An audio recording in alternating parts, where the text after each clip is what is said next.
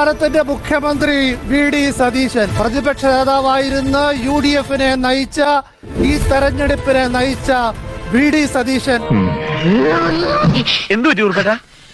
നേരിടാനാവാത്ത പ്രതിസന്ധികൾ വരുമ്പോ എനിക്ക് പ്രഷർ കൂടും, ഷുഗർ കുറയും. തീർച്ചയായും അതിശക്തമായ പ്രതിഷേധത്തിലാണ് രമേശ് ചെന്നിത്തല ഉള്ളത്. ഈ രാഘവൻ നായരെ പലതും മനസ്സിലാക്കാനിരിക്കുന്നേ ഉള്ളൂ.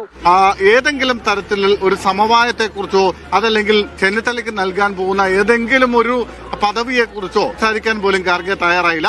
അപ്പൊ നീ എനിക്ക് പുല്ലുവിലൂടെ തരുന്നത് പുല്ലുവില. തനിക്ക് അതിശക്തമായ പ്രതിഷേധം ഇക്കാര്യത്തിലുണ്ട്. തന്റെ സീനിയോറിറ്റി പരിഗണിക്കണം എന്ന് വിളിച്ച സമയത്തും മല്ലികാർജ്ജുൻ ഖാർഗെയോട് ആവശ്യപ്പെട്ടു. നിന്നെപ്പോലെ വിഷമം എനിക്കുണ്ട്. അതിനപ്പുറത്തേക്ക് താൻ വലിയ തോതിൽ അപമാനിക്കപ്പെട്ടു എന്ന ഒരു വികാരം രമേശ് ചെന്നിത്തലയ്ക്കുണ്ട്.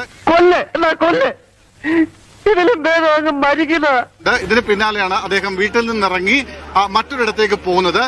എന്റെ അവസ്ഥ ഒന്ന് ആലോചിച്ചോ. ഒരു പൂവെടുത്ത് ചെവിയിൽ വെച്ചിട്ട് റോഡിൽ കൂടി ഒന്ന് ഓടിയാലോ എന്ന് ആലോചിച്ചിരിക്കുകയാണ് ഞാൻ. ക്യാബിനറ്റിലേക്ക് തൽക്കാലം ഇല്ല എന്നുള്ള ഉറച്ച തീരുമാനത്തിലാണ്, കടുത്ത നിലപാടിലാണ് രമേശ് ചെന്നിത്തല ഉള്ളത്. ഇനി എന്തൊക്കെ കാണേണ്ടി വരും.